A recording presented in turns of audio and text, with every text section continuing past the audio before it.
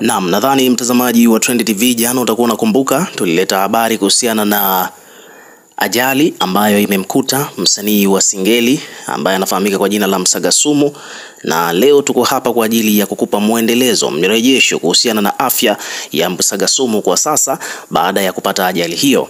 So hali ya mwanamuziki wa Singeli Msagasumu inaendelea kuimarika, ikiwa leo ni siku ya 3 tangu apate ajali na kufikishwa katika taasisi ya tiba na mifupa upasuaji wa ubongo na mishipa ya fahamu MOI.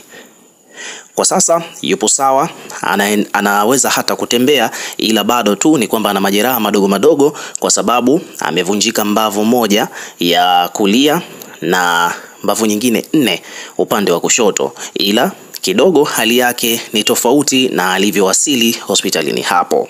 Leo wanasubiria vipimo kutoka kwa daktari kwa sababu anarudishwa tena kufanyiwa uchunguzi na pia vile wanasubiri majibu yatakavyokuja, ndivyo watajua kwamba yupo sawa zaidi au la. Lakini pia vile kiafya na kisura anavyoonekana kwa sasa hivi ni kwamba anaonekana yuko sawa. Wanasubiria vipimo zaidi ili waweze kupewa muendelezo au hali yake kwa ujumla kiutaalamu na kiundani zaidi kwamba ipoje kwa sasa hivi, lakini bado yupo katika wodi hiyo ya MOI. Amezungumza hayo mtu ambaye anamuuguza, lakini pia Msagasumu naye pia alipata nafasi ya kuzungumza machache. Nadhani utakuwa unakumbuka kwamba Msagasumu bwana alipata ajali mnamo Mei 16 mwaka huu 2025 wakati akirejea Dar es Salaam akiwa anatokea wilayani Namtumbo kutumbuiza kwenye mkesha wa Mwenge. Aidha, awali akieleza chanzo cha ajali ni kwamba meneja Khalida alisema kwamba